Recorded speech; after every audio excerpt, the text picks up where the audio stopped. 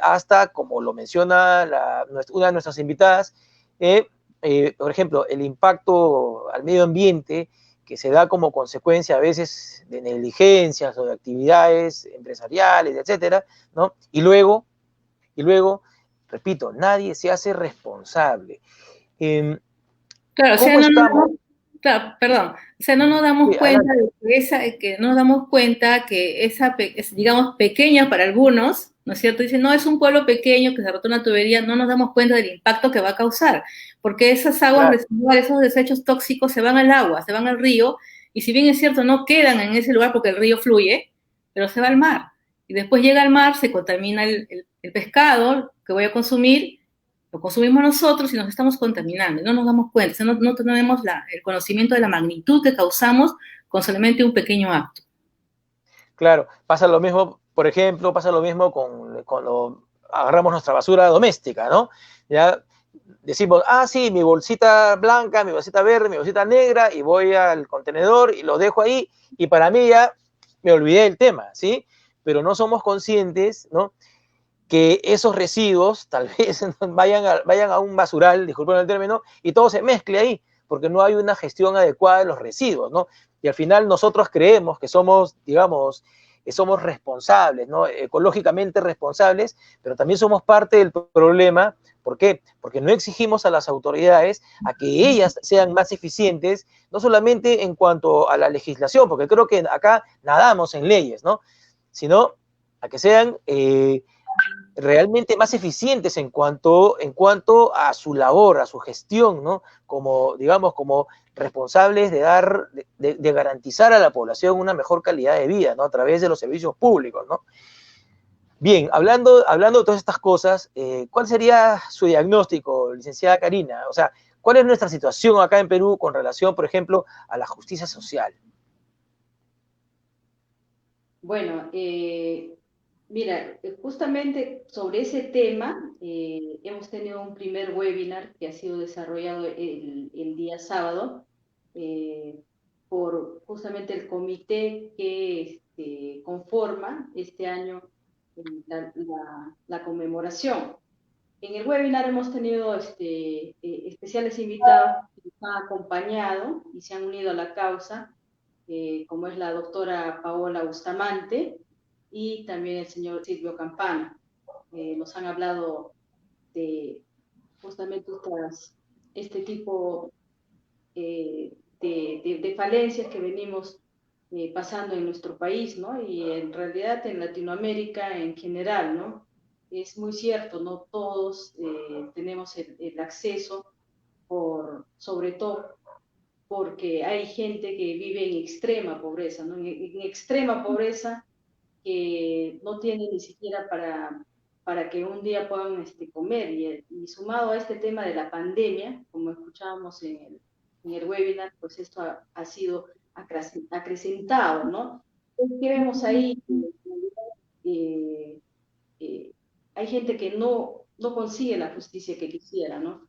¿Por qué? Porque muchas veces es discriminada y es, la verdad, vemos siempre en las noticias, inclusive hace poco nomás vimos un caso de discriminación, que vemos a un ciudadano que golpea a un efectivo del Serenazgo de Miraflores, ¿no? E Sí, insultándolo, así es, sí. ¿no? E insultándolo, refiriéndose de una manera déspota y racialmente, ¿no? Entonces, nos Racista, damos claro, cuenta claro que sí. que lamentablemente en nuestro país, y muy tristemente, tenemos muy arraigado el tema del racismo, ¿no? Cuando sabemos perfectamente, pues, que nuestros ancestros son los incas, ¿no? Eh, y lamentablemente, pues, por falta de cultura, yo diría, ¿no? De educación, porque no tiene otro nombre para que esta persona pueda actuar así, pueda violentar a otra con, con temas racistas, pues necesita, uno, educación y dos, escarmiento, ¿no? Entonces, ¿quiénes son nuestros mejores aliados para luchar contra esto, pues autoridades, ¿no? Las autoridades y también la ciudadanía de a pie. Es por eso que es importante que todos nos unamos para hacer un grito de, por decirlo así, ¿no? De lucha. ¿Para qué? Para que estas personas, las más vulnerables, sean escuchadas.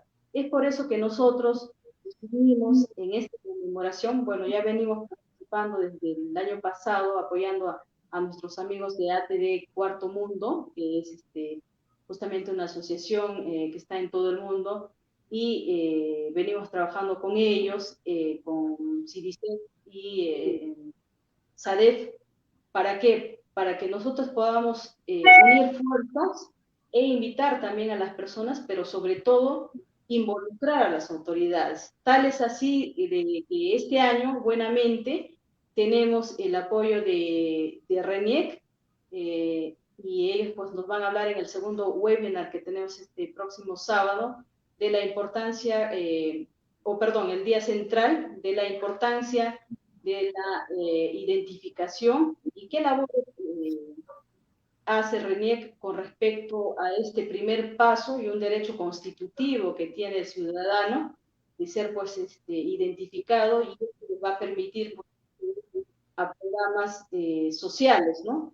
Y bueno, y a ser reconocidos como ciudadanos. Y ahorita que estamos pues a puertas de una elección tan importante como es las elecciones generales y congresales, pues con mucha razón, ¿no? Entonces, agradecemos la participación de las autoridades, también como la doctora Paola Bustamante, que se ha involucrado con el tema, que también nos va a acompañar en el día central, y creo que este sería, sobre todo, un pilar importante para nosotros, de que nuestras autoridades se involucren. Y es eso lo que busca este comité del 17 de octubre en Perú, de que cada año tengamos personas de aquí, pero también tengamos autoridades que se involucren y puedan apoyarnos para que esta conmemoración pues llegue a más gente, ¿no? Y sensibilice a la población. Y luchemos contra temas que afecten los derechos de los demás, ¿no? Como el racismo. Ok, muy bien. Mire, yo he escuchado acerca de este concepto de la interculturalidad, ¿no? Que se vocea mucho, ¿no? Incluso se enseña, ¿no? Hay diplomados sobre interculturalidad, derechos humanos, etcétera. Pero creo que eso se utiliza más que nada como un vehículo, ¿no? Un vehículo para poder de repente conectar, ¿no? Yo creo que en vez de ser tan interculturales deberíamos ser más simplemente mejores peruanos, ¿no? Más identificados, ¿no? Con nuestra patria, con nuestro país, con nuestra raigambre, con nuestras distintas, los distintos matices de nuestra gran cultura, ¿no? En vez de ser tan interculturales. ¿Y por qué lo menciono, no? Porque, por ejemplo, cuando hablamos de eficiencia de las autoridades, se nota una brecha entre el discurso, entre la retórica, ¿no? Y en realidad lo que se hace, ¿sí? Y ¿qué sucede? Que al final los perjudicados siempre son las poblaciones, son las personas, ¿no? ¿Ya? Yo siento que a veces las autoridades solamente ven el tema de aspirar a un cargo público como una oportunidad X, ¿sí? Pero realmente no como la oportunidad, ¿no? De hacer de su vida un acto de vocación de servicio verdadero, ¿no? En ese sentido, yo felicito a Smart Perú y a este esfuerzo que están haciendo, ¿no? Por sensibilizar, ¿no? Porque realmente eso es lo que necesitamos, queridos amigos. Necesitamos estar más comprometidos con nuestro quehacer nacional, con nuestra problemática. Nosotros aquí en Lima, como ya lo mencionó la doctora Rea, ¿no? Tal vez un río en la serranía, ¿no? Se contamina con aguas residuales o con lavados o relaves mineros, ¿no? Y nosotros estamos a 200 kilómetros de distancia y decimos, pues ese es un problema de la sierra. Pero esas aguas, no somos conscientes que esas aguas van a, como lo mencionó nuestra invitada, van a llegar al océano y esos pescaditos ricos que llegan a nuestro plato de ceviche están contaminados por esas aguas hervidas o por esos relaves tóxicos que invadieron ese río allá en las alturas, ¿no? Entonces, insisto, creo que deberíamos estar más integrados, ¿no? A nivel país, ¿no? Doctora Rea, por ejemplo, a nivel del manejo medioambiental, este tema, por ejemplo, de la discriminación, ¿no? Del abuso, de las poblaciones, que también genera, por ejemplo, ¿no? Un desarraigo, ¿no? Porque hay zonas donde ya la gente ya no quiere vivir y simplemente tiene que emigrar, ¿no? ¿Cuál es la situación acá en nuestro país? Por ejemplo, en Madre de Dios, en la serranía, en la zona de la selva donde hay pozos petroleros y a cada rato hay contaminación por derrames, en la zona de la costa, donde hay tantas, ¿cómo se dice? Estos lugares donde las tuberías llegan al mar, ¿no? De las fábricas, ¿no? Las fábricas mismas son vertederos, ¿no? De Así es. residuos tóxicos. ¿Cuál es la situación en cuanto al cuidado del medio ambiente y cómo afecta esto a la población? Justamente acabas de mencionar Madre de Dios. Madre de Dios era pues Tamopata de nuestro patrimonio, ¿no? Era, Pero bueno, porque ya prácticamente sigue siendo, pero a lo que voy es que se ha erradicado, hay más de 50.000 kilómetros afectados por las minerías informales, la tala de árboles, entonces todos sus ríos están contaminados porque estamos ahora en la fiebre del oro. El oro ha subido su precio internacional, entonces todo el mundo quiere extraer oro. Y lamentablemente, para el efecto de la persona que extrae el oro, o sea, digamos, del obrero o el minero o la persona que trabaja, la persona pobre que está trabajando, ¿no es cierto? No tiene otro ingreso. Entonces, claro. ¿qué hace? Dice, no, yo voy a ganar más extrayendo el oro y inclusive se somete al uso del mercurio. Entonces, Mercurio, claro. el mercurio es altamente contaminante, ¿no? Entonces, ¿qué hacer, no? O sea, ahí tenemos un convenio nosotros que está suscrito, el convenio de Minamata, ¿no es cierto?, que se suscribió en Japón, pero hay más de 128 países que están dentro de ese convenio, pero aún falta que todos lo ratifiquen, ¿no? Entonces estamos en eso. Perú está dentro de esos países, pero todavía no ha ratificado los demás países. Entonces, mientras no se ratifique, ¿no? Ya han pasado 3 años porque en 2017 se aprobó ese convenio.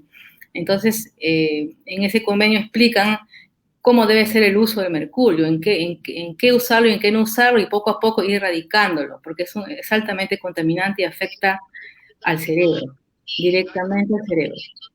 Perú está dentro de sus países. Claro que sí. Doctora, y por ejemplo, ¿pero qué significa en la práctica que nuestro país ratifique ese tipo de tratados? Porque a veces, ¿no?, nos llenamos, ¿no?, de tratados, de leyes, de dispositivos legales, pero en la realidad no se cumple Claro, con el propósito. claro, en realidad, yo creo que el cuidado del medio ambiente tiene que ir de la mano con todos, ¿no? Con las empresas, la responsabilidad social de las empresas y también las autoridades, ¿no? Flexibilizar y ser drástico a la vez, ¿no? O sea, lo que se tiene en Madre de Dios es que hay demasiada minería informal e ilegal, o sea, que es diferente, ¿no? Ilegal es una cosa, informal es otra, ¿no? Ilegal es que está en, digamos, tierras protegidas y que no debería estar bajo ningún motivo. E informal es que tiene que ir regularizando, y un problema en Madre de Dios es pues el tema de concesionarios, ¿no? ¿Cómo voy a yo, quién va a concesionar y si yo tengo que tener servidumbre o no para poder adquirir esa mina? Pero el tema es que las autoridades tienen ya que poner, digamos, mano dura y adquirir, digamos, o hacer o decretar nuevos dispositivos legales acordes a la tecnología que existe ahora, ¿no? Porque ahora hay nueva tecnología de punta en otros países que se usan, otros países que son mineros como Canadá, Australia, Sudáfrica, son países mineros, pero la contaminación siempre va a existir, pero digamos que la contaminación tiene que ser responsable, o sea, digamos, no quiero que contaminen, pero tampoco hago nada por no hacerlo. Entonces, lo que se quiere es que sea una industria sostenible y que me permita vivir a mí como ciudadano en un medio ambiente adecuado. Entonces, ¿qué hacemos acá en Perú? O sea, como dije en una anterior entrevista, hay tecnología de punta que es urgente y es necesario que se adquiera acá en Perú. O sea, no es posible que nosotros sigamos teniendo rellenos sanitarios, o sea, Claro, enterrando nuestra basura. Nuestros desechos tóxicos los estamos enterrando. No es posible que exista eso en pleno siglo XXI